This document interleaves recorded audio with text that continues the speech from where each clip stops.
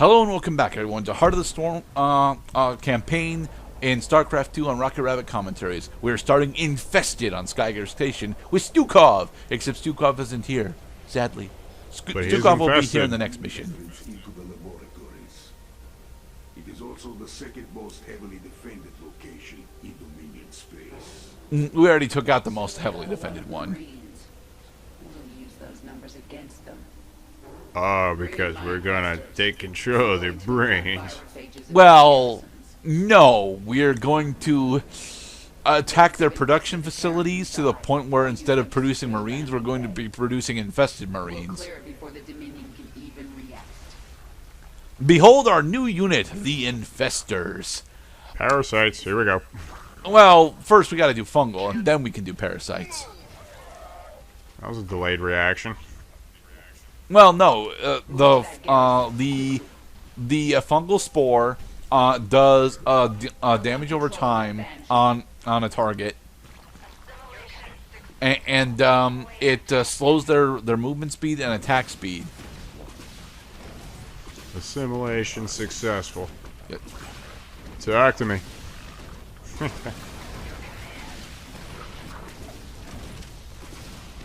Different kind of mission. Kind of. We'll be transitioning into an actual build mission shortly. Yes, as Pascaret mentions, infestors are absolutely amazing during the campaign because our neural parasite allows us to just take direct control over any unit it hits, and fungal growth is a great DOT spell.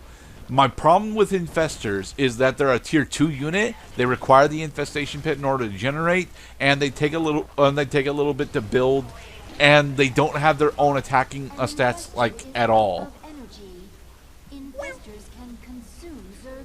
Plus, they very much want us to actually learn how to do consumption with the infestors, and I'm never happy with consume as a spell. It's the ability to eat your own units in order to gain additional spellcasting energy is very interesting, and it's actually very useful on a majority of units that have it. But I never feel like it's worth it, which is terrible because it usually actually is worth it. It's just that I never feel like it's worth it, you know?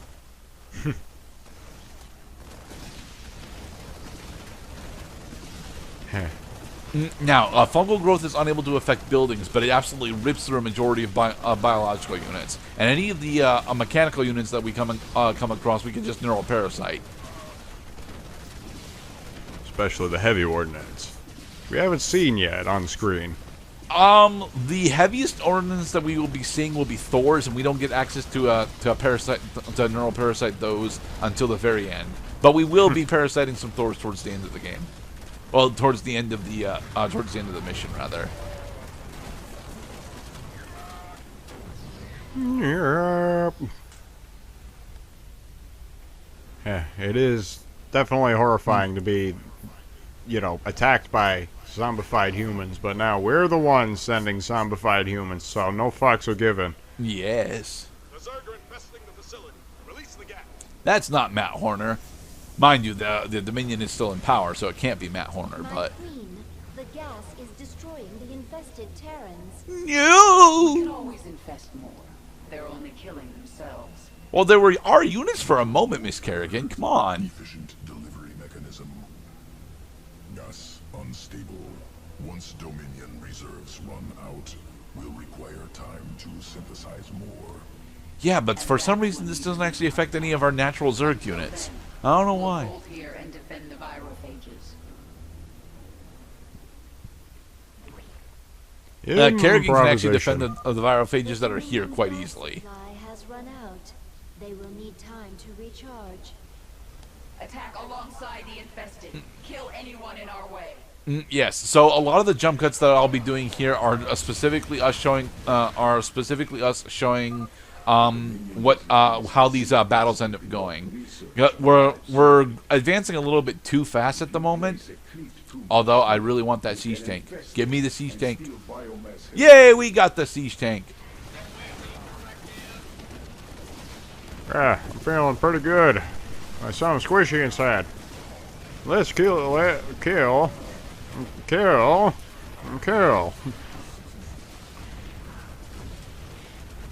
So yeah, this is us partially advancing a bit too quickly.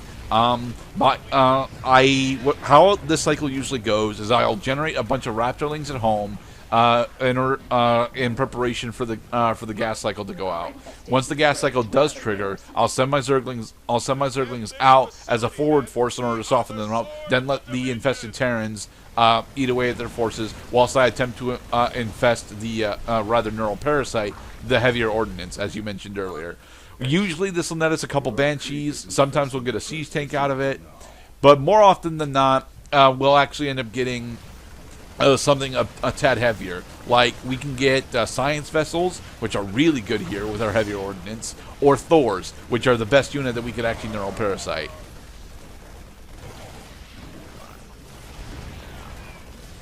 Now, the big thing that we have to actually worry about is the fact that because there are siege tanks entrenched on the advanced positions, our infestors pretty much have to neural parasite those, because our infested units cannot realistically walk through siege tank fire. I think they actually get one shot. Bonk. The game had intended this pathway instead. Exactly. That's armor 1, which is very nice for our units that we actually end up generating ourselves, but it's gonna be a while for us to actually generate our own units. Mostly because my micro isn't where it should be. Like, honestly, what I should be doing right now at home is generating a contingent of Zerglings and Overlords in order to make sure that I have enough supply concerns taken care of. Or advancing my other siege tank and Banshee that I actually do have access to. I'm just not, advancing it because I can't find them right now.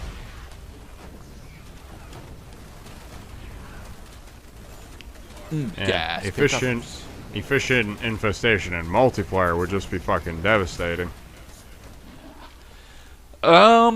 Neural Parasite is a spell that we actually have access to in multiplayer, but it comes with some pretty significant drawbacks. For one, it's a timed spell, and for two, it has a range limitation on it. The infestor has to stay unburrowed and attached to the unit that it is attaching the Neural Parasite to, and after a certain time limit, the Neural Parasite fades off. It is a great turn. It is a great way to turn a losing conflict into a winning one, but again, infestors take a while to bring out, and they need to be relatively well supported for them to be effective pretty much at all. There is a Thor that we can swipe. Kill me, kill me. Got the Thor. Pull it back quickly. We managed to get a science vessel at some point. Ha ha ha ha. Jeez, Las Plagas wish it could infect people this quickly. Yes, Las Plagas wishes it could infect machines specifically, because the Neural Parasite is technically infecting the pilots, but Thors and siege tanks qualify as mechanical units. So even if the pilots were to die, we would actually still retain control of the vehicle, in theory at least. I sense more garrisons across the platform.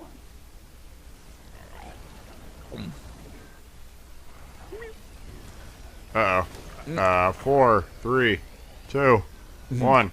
And the gas has faded, so we no longer have access to our infested Terrans.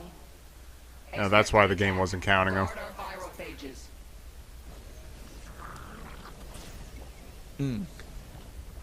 Thankfully, okay. So this is us jumping forward quite a bit for the next wave. I decided to advance Kerrigan out specifically because Kerrigan's kinetic blast still has the ability to kill siege tanks in a single shot, and that makes it so that she is a really, really amazing on offense. These siege tanks that we picked up are also going to help us take down these production structures once the infested Terran get here. Overlords. Alright, now go out there and get me some more goddamn mind slaves. Yes. Mind slaves. Ah, I see. So, Invader Zim ought to take note that this is how you finally take over the stinking humans on planet Earth. You slowly push forward with their own mechanical units. Haha. Well, I think there was actually a plot where one of the invaders was putting mind control helmets on everybody's heads or something. I might also be thinking of, like, maybe Robot Chicken. Not Robot Chicken, Cow and Chicken. No. Other Cartoon Network cartoon. Let me think. Mind Slaves and Cartoon Network cartoons. I mean, there's the hypnotism episode in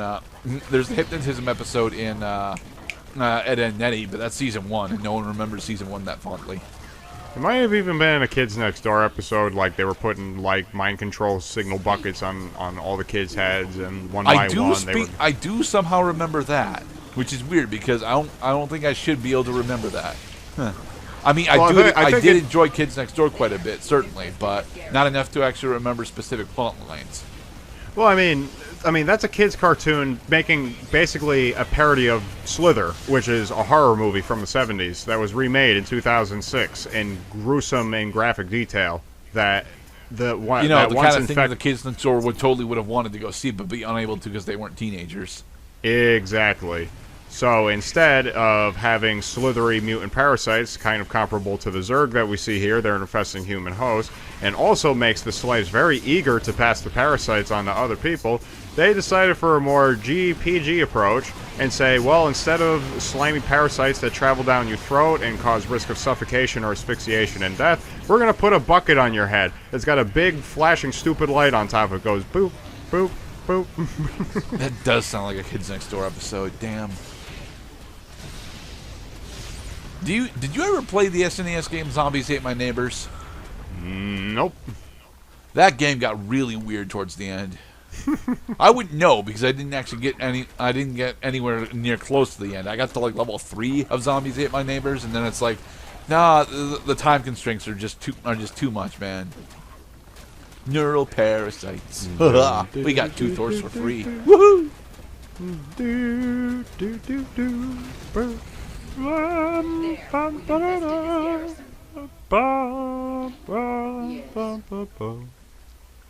Plants vs. Zombies. We actually in Plants vs. that on the channel. In Plants vs. Zombies, there actually was a type of vegetable you could produce that if the zombies ate it, then the zombie would start running in the other direction, start eating every zombie in its path. Usually effective on, like, if you hit like a football player zombie with it, and then it causes them to turn around on the same lane and start fucking shit up for the zombies coming in. Yeah, that was a thing. Specifically, taking control of the tankier units is usually a good strategy when it comes to a strategy-focused video games. Yep. Actually, no. That's right. The Zamboni doesn't consume; it crushes with the Zamboni front. So actually, the mind control. You can't take control of the Zamboni, but the different mechanism. We use kinetic blasts to blow up a siege tank, so now our infested Terrans should be able to eventually take down these Thors, but... Who's ready for a party? Good. There's a battle cruiser up there. We should take control of it. Can I get the battle cruiser? Infest the battle cruiser. I got the battle cruiser. Infestor, run away. The gas is coming.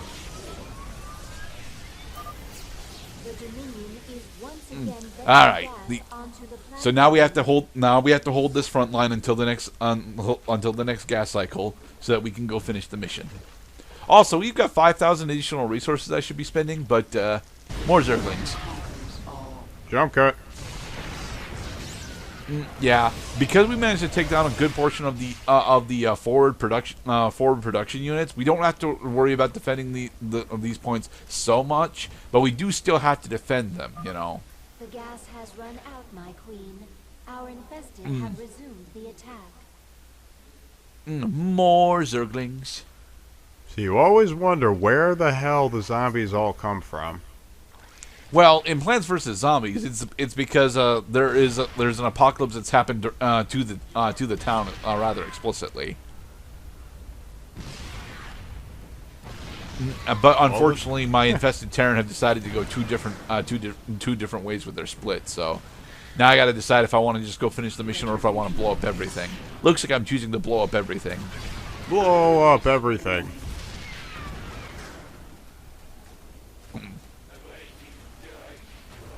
Alright, Thors, you'll be the front line.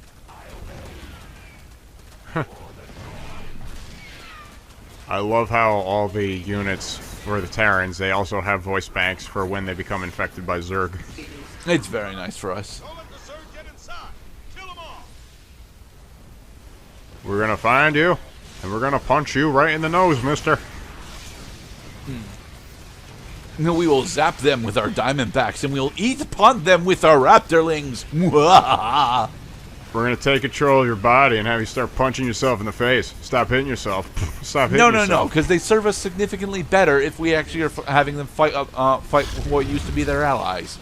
Punching themselves in the face doesn't actually accomplish that. So there. What is it that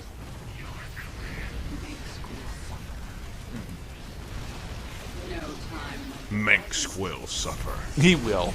Later, after we... Well...